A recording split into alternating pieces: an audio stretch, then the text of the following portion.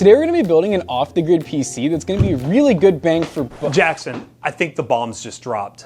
Oh god, dude, we gotta hurry up and build this PC then. Yeah, we gotta build it real quick, but we should probably pause for a second for a word from today's sponsor.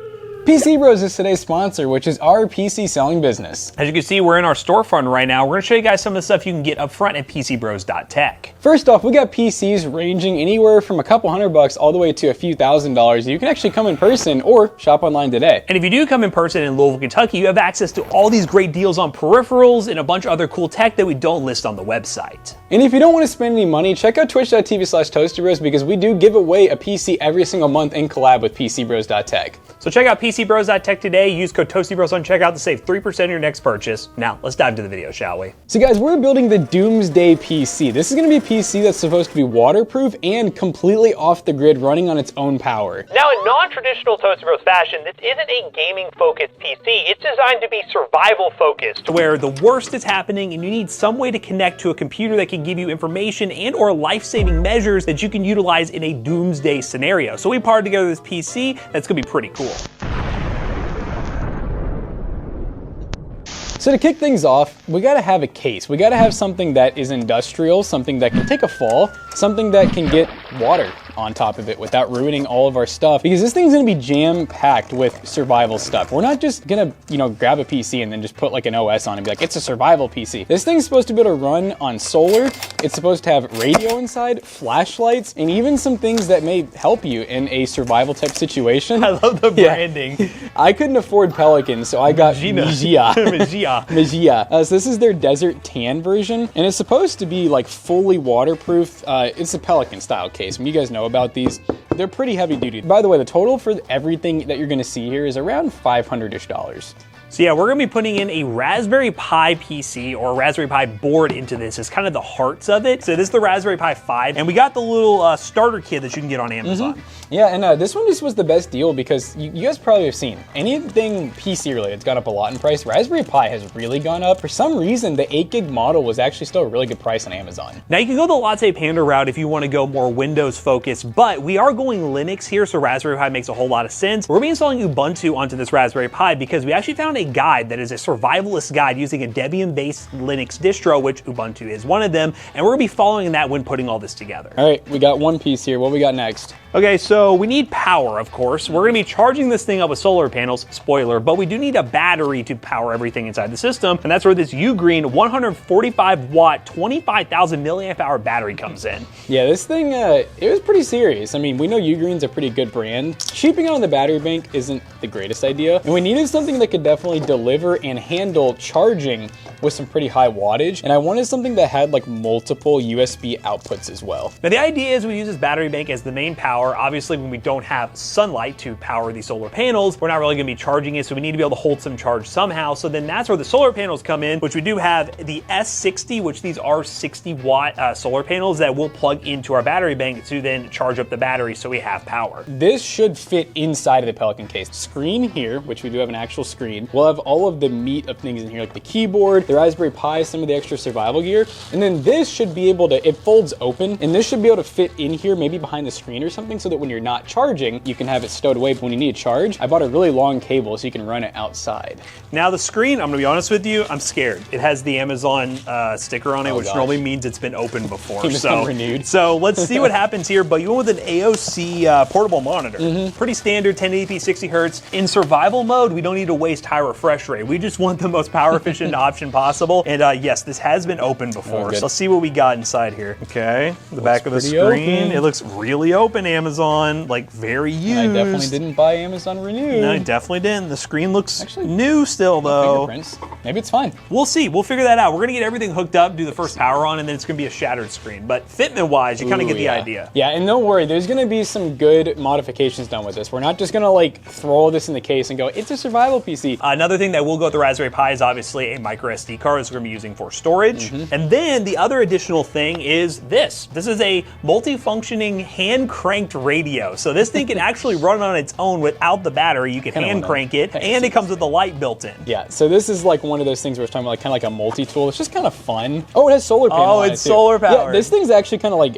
is it gimmicky? Probably, but is it cool? Yeah. Oh, wow. Oh. Flashlight's kind of bright. That is pretty bright. Yeah, can we find a station? Let me hold on. Let me pull up my antennae. Antennae out. Oh yeah. Yeah. Oh my God. Thing's bright. This just feels like Fallout. Like listening to this. Our modern media landscape. This thing was cheap too, by the way. I'm pretty happy with this.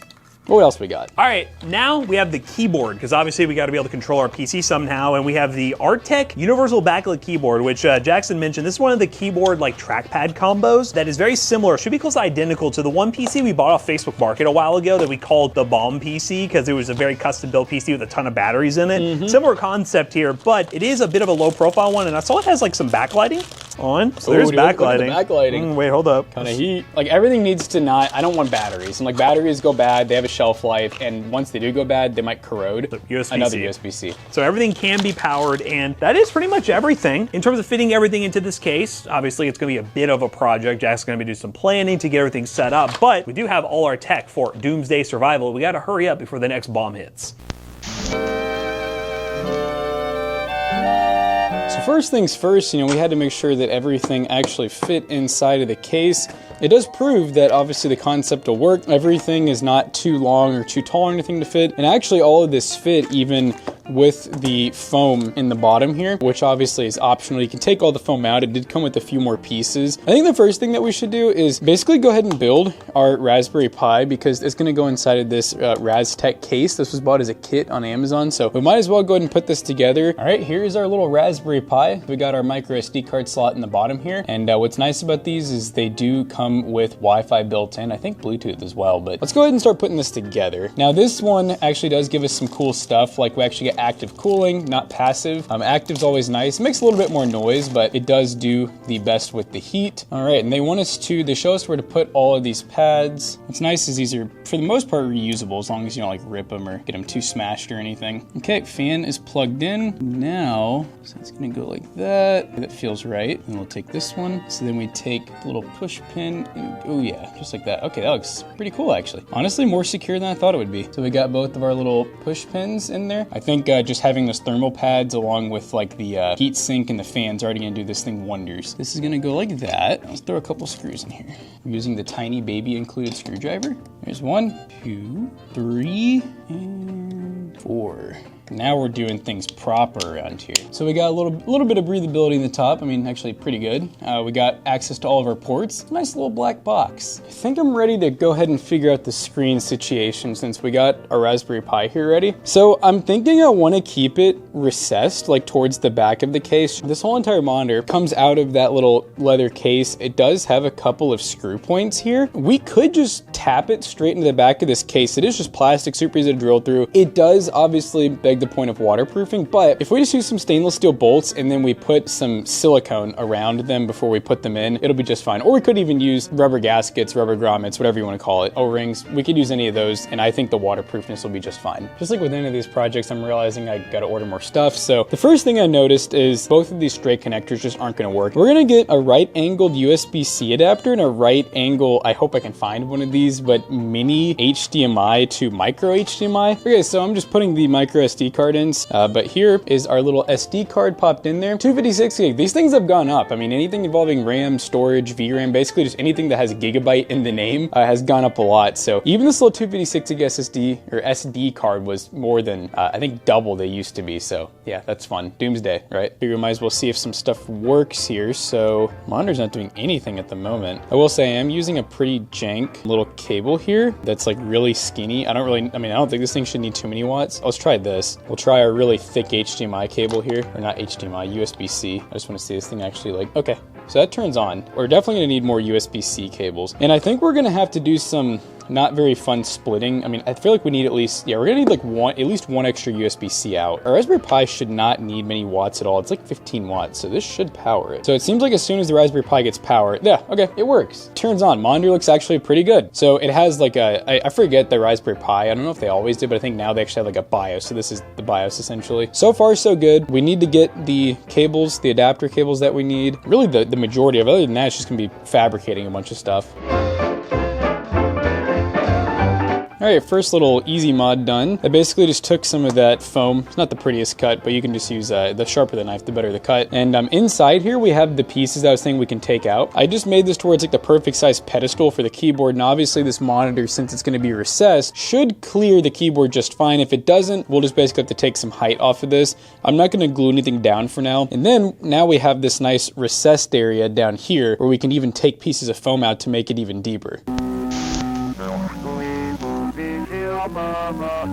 I finally got all of the stuff that I wanted to get in. We have right here a USB-C that splits off into multiple USB-Cs that are all capable of charging. Now, obviously you're not gonna be putting a ton of watts through this, but we shouldn't need to. We also got this is our old cable, our little mini HDMI to micro HDMI. This right here is a full-size HDMI right here that goes down to a micro or mini HDMI. I can never remember the difference, man. They're too weird. I don't get why there needs to be different ones, you know? We got one more USB-C, which I don't exactly remember why I bought this. And then this right here is our angled USB-C, which now that I'm thinking about it, I feel like this was supposed to be like a 10-foot USB-C. I know I tried to get a really long one for our solar panel. Now, I think we can go and get the screen actually fitted the way we want it. So let's try out these new connectors. Okay, I think I found what I was looking for. I literally just left a box over there. I feel like I'm just saying this wrong every time. But anyways, it's this HDMI angled. It's kind of funny. It's a coiled adapter, and then it goes into a full-size HDMI. I think this is like for a camera. See if we can get like maybe a little bend here. Really hope we don't break the monitor port. Okay, that's in. A little bit more bent than I'd like it to be. And I don't know, let's see, will this sit flat? Like, you know what, we need it over the top. That's what we need. See if we can make that work. So a little bit of tension for sure. I don't love it, but that looks pretty clean in the front. Maybe a little bit offset like that. Yeah, I think that looks pretty good, doesn't it? It's nice and flush. There's actually a good like 1.5 inches of room here. And the plan is I'm gonna screw this straight into the case, and our solar panel, we're gonna have to find a way to kind of fix it so that whenever you open this up, you can pull the solar panel out and then you're ready to go. I think I'm pretty much ready to actually go ahead and get our monitor actually mounted in. I'm tired of this thing like falling out. You guys already remember last time we left off, we had our keyboard kind of in a perfect spot where it's at the height that you can just type on it, but remember, it's wireless, so you can pull it out. I need to figure out the weight situation here too. It kind of gets a little bit wonky if you take out too much. Right now it's good though. Let's go and start drilling those holes. I was like, you know, maybe this will work. Let's try to put a little thermal paste. I'm gonna have to clean this out, obviously, but I'm gonna put a big glob of thermal paste just literally over top of each hole. And in theory, as long as I make sure I press this in the right spot, I should be able to get a really good marking indicator on where I wanna drill here. So we only have like one chance to get this right with the thermal paste. So let's make sure we get it straight as we want it. Oh my gosh, it worked. Look at that. So hey, that's one way to do it. I'm sure you guys in the comments are gonna have like, you know, way better ways of doing that. Yeah, we need to drill the holes a little bit larger. All good. Let's go up a size. All right, there's one in. I think there's no way the second one, oh my God, it actually did. Wait, yeah, I got both of them in. Now, I will say right now, yeah, there's some good play there because these screws are, in fact, definitely too long, but you get the idea. I like the positioning of it. It's a little offset, but I feel like that gives you more opportunities where you could put stuff down here and whatnot too. I'm gonna try to find some of the right length screws and then we're gonna seal them up. Okay, I think we found 2 of the most perfect little screws here. And then we're gonna throw some of this on there. This is a Loctite waterproof silicone. We just wanna make sure that water can't get in through the top here. And so what we're gonna do is we're basically just going to kind of coat the actual hole with it. We're gonna go ahead and get these going. Gosh, it's just still really long. I mean, it's not too bad. I just don't know if I'm gonna be able to find a shorter screw that'll actually thread. I wish the monitor had a little bit deeper mounting, but obviously it's a very small monitor. But this one could work. It's very short. Maybe it's got just enough. Oh, actually, yeah, this one is gonna work. I have 2 of these actually. Line her up again. There we go. Now, oh yeah, no play in that screen. And look, it's sitting flush with it. Let me go ahead and do this one with some silicone. Then we're gonna put some more silicone over top. Kind of like with our finger, just kind of paint it in. Wow, the screen is flush mounted. There's no movement, no wiggling. And I kind of eyeballed it pretty darn straight. Obviously it's offset, but we knew that going into it. And so now we should have no problems closing that, and it shouldn't go anywhere. So we're just gonna throw, like I said, a little bit of silicone. Maybe later on I'll make something cooler than this logo here. Maybe I can like 3D print something, have like a custom vinyl made. I feel pretty good about that. Now let's go ahead and figure out what we're gonna do next. I'm gonna go ahead and get this, it's a pretty easy part, but this little USB-C, go ahead and get that in here. And now in theory, I should be able to use this to power like the Raspberry Pi and at least a couple other things. This will kind of be like it's kind of a power distribution kind of deal. I'm hopeful that this can do that just fine, but you know, we'll see. Let's just see if it can do it. I think it just turned itself on. I guess we should see some display out here in a minute. One thing I realized is the buttons are a little hard to get to in the monitor. I mean, I don't think we'll need them, I hope. Oh, I see a light. It just works. There we go. So here's one of my solutions. So these are double-sided Velcro strips. Let's go ahead and just give it a go. I'm really confident where I want the Raspberry Pi. I'm liking this positioning and everything. I'm just gonna go ahead and throw one of these on. Obviously, it's gonna stick to this really well. I mean, yeah, like I said, the adhesive is really strong. So we're gonna go ahead and put this one. You know what, surprisingly?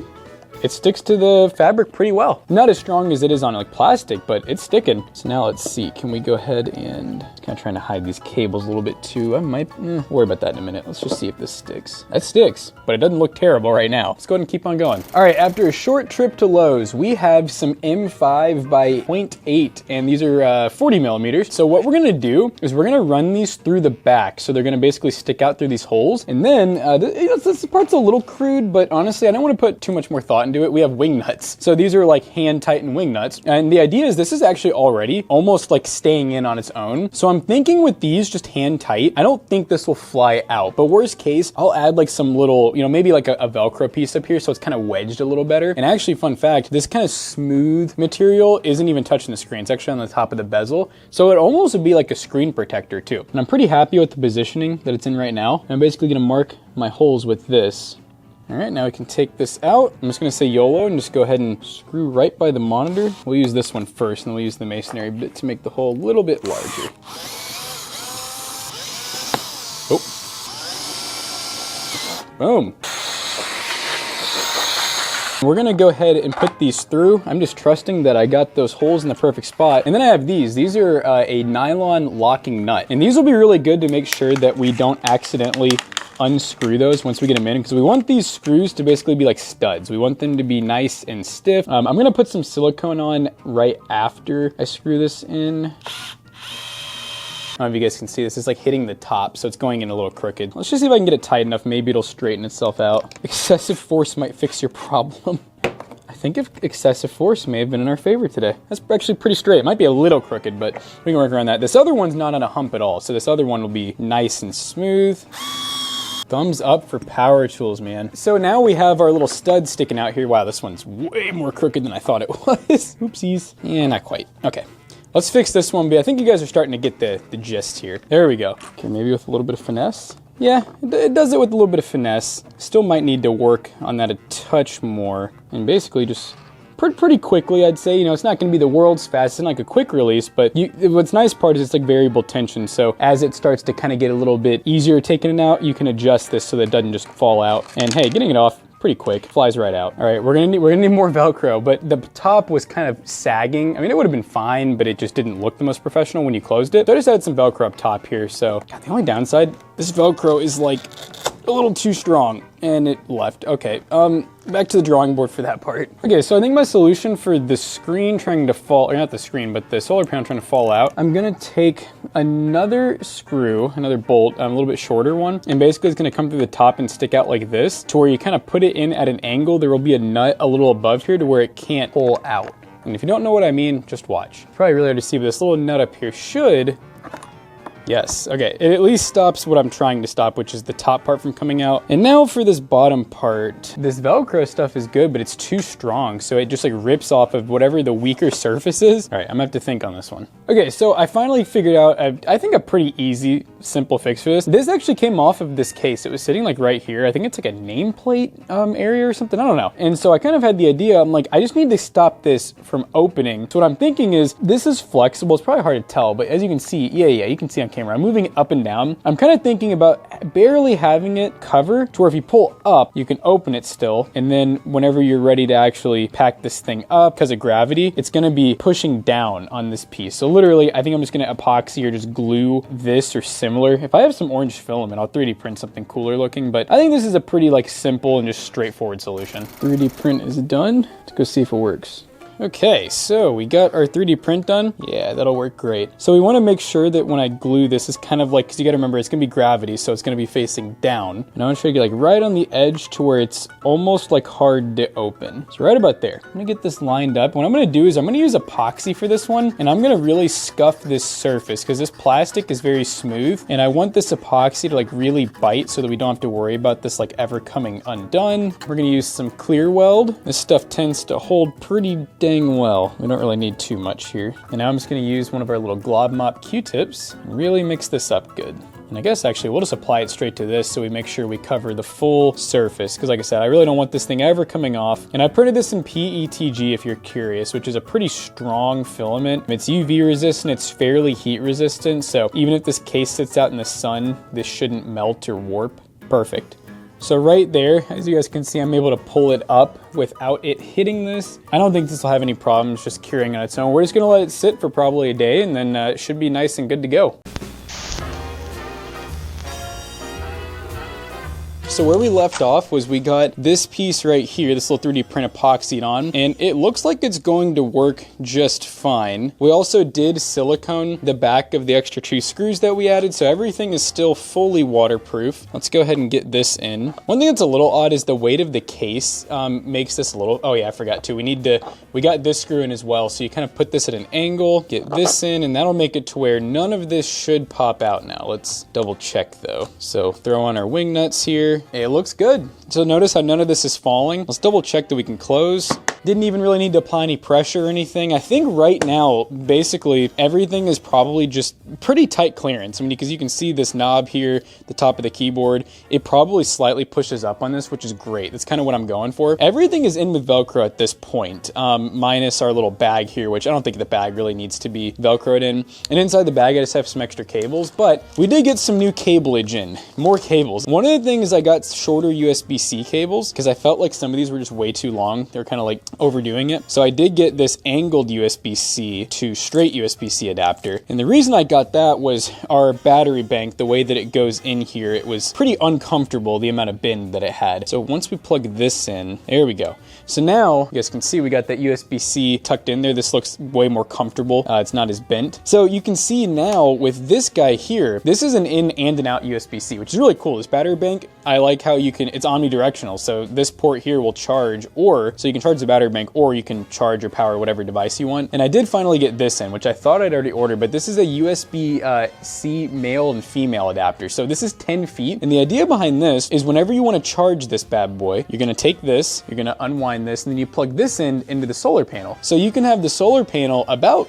I'd say 11 feet away from this. So you're sitting in the shade, you can run this cable outside to where the sun is, because I know I could have made this cool all-in-one contained unit and like threw the solar panel on top of here. I feel like realistically, if you're using the unit, you're not gonna wanna just be sitting in the sun, not to mention the angle would get kind of messed up. So I felt like having an external solar panel was the cooler option. You don't want electronics sitting in the sun. Even with this closed, this thing would probably turn into a heat box just sitting in the sun. So I think this is the move. I feel like we're kind of nearing the point of being able to actually start loading an OS on here. So obviously we got the Raspberry Pi 5, and we got it in a pretty good state right now. And we're going to be doing Ubuntu. We just want the standard online version. We're gonna use the SD card. I think 256 is gonna be plenty for, you know, storing plenty of images, videos, and survival guide, stuff like that. So we're gonna let this download, and then we should be able to plop it back into the Raspberry Pi, and we'll have Ubuntu installed. We got our SD card finished, so we should be able to pop this in now. We need to restart the Raspberry Pi. Well, I didn't think about this being a possibility, but I think that the pass-through basically was not supplying enough power for the Raspberry Pi, which is interesting, because it did say something about low USB power. It's just weird because it cut off right at the same time before it would go into Ubuntu. But now that I have it hooked up straight to the battery bank, it's working fine. So I'm just gonna have to use the power delivery port on this USB-C. Even though these can all supply power, the power delivery port is the one that can actually supply, I think, like upwards of 30 watts, which is more than enough for the Raspberry Pi. So we're just gonna run this cable here to a different spot, but we're in Ubuntu, so we're gonna go ahead and get that set up. I feel like I kind of cooked here. Everything just works. It closes like it should. It latches. It's really simple to get the little solar panel on there and set up. We are gonna be testing the solar panel because we gotta see how much does it actually charge. It's looking pretty good right now. We're gonna go ahead and try to get some survivalist stuff on here. So next up, I'm gonna try to install this whole Project Nomad. Let's give this a go and then see what exactly it does. Okay, we're on their official website. So it looks like once this is done, it says Project Nomad is now installed on your device. Okay, it didn't appear that it's just like right here, like I hoped it would be. All right, so here's where some research would have gone a really long way. I have just realized that Project Nomad does not support ARM-based processors. So I feel stupid for not just like looking that up. It's just the whole time I kept seeing Ubuntu, and I always forget that like Ubuntu is very common on, what is it, x86 and x64, basically Windows and, you know, Mac-based stuff. So yeah, literally you can't run it as of now on a Raspberry Pi, which is really lame. I would have just bought a Latte Panda or just some other mini PC that's low power. We can still make something work with this Raspberry Pi though. I mean, we can still get all the Doomsday stuff we want. It just sucks because I was excited to get like that all-in-one package with all of that offline material, but hey, we'll make this work. All right, I gotta record this quick because it is no joke so hot out that the camera just keeps fogging up. I decided I want to paint this kind of like a desert camo kind of deal, so I'm gonna do some masking. I got some cool stencils. It'll be pretty cool. Everything's wet. Time to add this bad boy. Okay, so quick update. We're gonna show you guys the paint here in just a minute, but what I ended up going with for basically our whole entire like data archive is this program called Kiwix. So that basically we can get access to like medicine guides, recipe books, survival guides, stuff like that. We did download all 115 gigs of Wikipedia, and that's over 7 million different articles that people have uploaded over the years. So we're gonna show you guys the paint. We're gonna test out the solar panel here in a minute, and then we're also going to actually just test out this PC and even load up some games for fun too. So we actually got a USB watt reader. We're gonna actually put the solar panel outside along with the Doomsday PC, and we're gonna actually see just how well or horrible this PC charges with the solar panel. I'm gonna go ahead and just put it straight on the sidewalk. I will say it is hot right now. I think it's like, no joke, like 95 degrees, and the real feels like probably 100. So it's hot. We're gonna plug in the meter to this end. So battery's charging.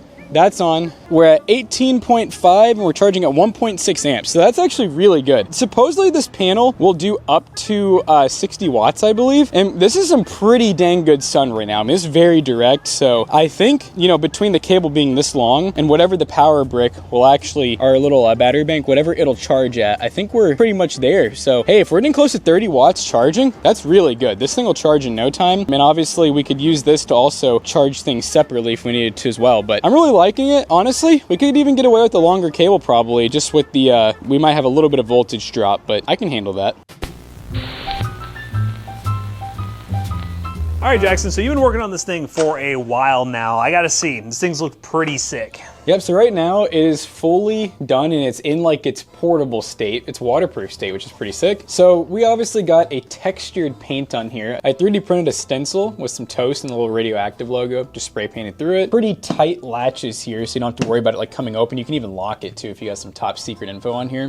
One thing I do like is that it doesn't open further than this, which was a concern of mine. Now I will say, when the solar panel is attached, a little top heavy. Yeah, a little top heavy, but once you get it off, so I'll show you how that works. I'm gonna put this underneath here. So let me see if I can figure out how you do yeah, go for it. Yeah. So you basically, so this is how you take the solar panel off. Yep, some wing nuts. Little wing nuts holding in the solar panel. This is like right now, it's like in its full portable mode. It's suitcase mode, if you will. So here comes the solar panel. You got that part perfect. So I had it to where when you put it in, you wedge it underneath. That's why this is here. I know it probably looks like it has nothing to do with the monitor. It is just here to hold the top of the panel. And I even kind of went all out. I didn't like how when you closed it, this would try to come open. So I added this 3D print here. So to open it, you pull up. Gotcha. But gravity will keep it to where it can't just fall open. Obviously, Raspberry Pi 5, 8 gig, we got that shoved in there. And then I added another 3D print to kind of make it to where you can sort of pull it out. I will say this is all kind of compact and pretty tight. We'll go ahead and turn this on actually. And this is the battery, you see the battery indicator? Yeah, I think it's like 20,000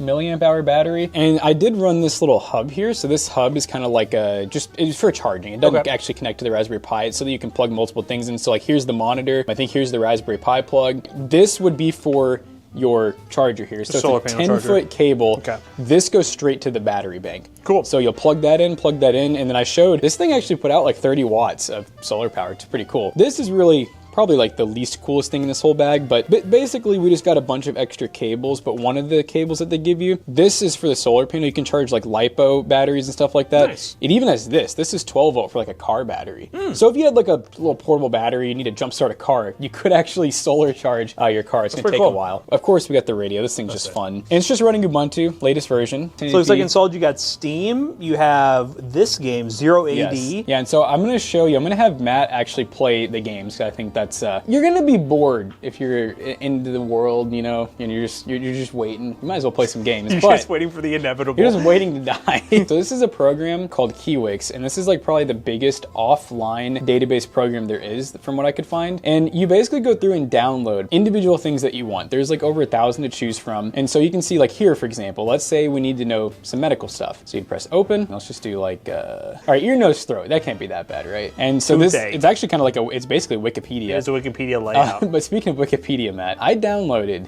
all of Wikipedia, all 115 gigs. Can you guys believe that? Oh my goodness. Wikipedia is only 115 gigs, 7 million articles. So what's something you want to know in a survival situation? Tung, tung, tung. There it is. Oh, wait, hold up. I might be onto something here. Oh, hell yeah. Look, the bomb. Whoa.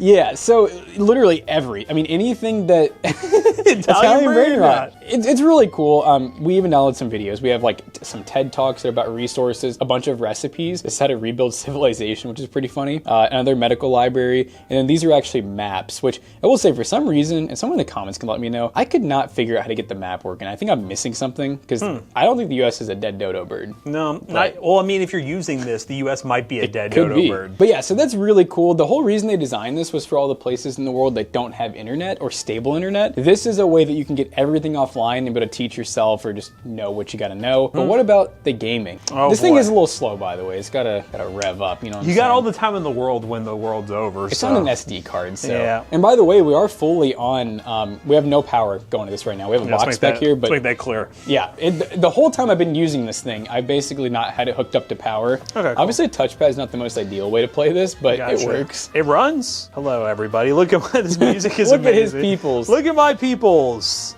You know, when the world's not going great, you can make your own world. There's a lot of built-in Linux games that are pretty cool. I did download Steam though, and it's like a native download. I mean, it is a third party, but it does use Steam natively and then Proton. This is through Steam, natively through Steam. This is Super Crate Box. It's a pretty fun little platformer, I guess. Yeah, platform shooter. And it just runs perfect on Linux, so that's the one I chose. Not only Linux, but also ARM-based Linux, which really hinders this. That's the built-in speakers of the monitor, by the way, too. They're not bad, and they're turned down. It's a solid little game, though.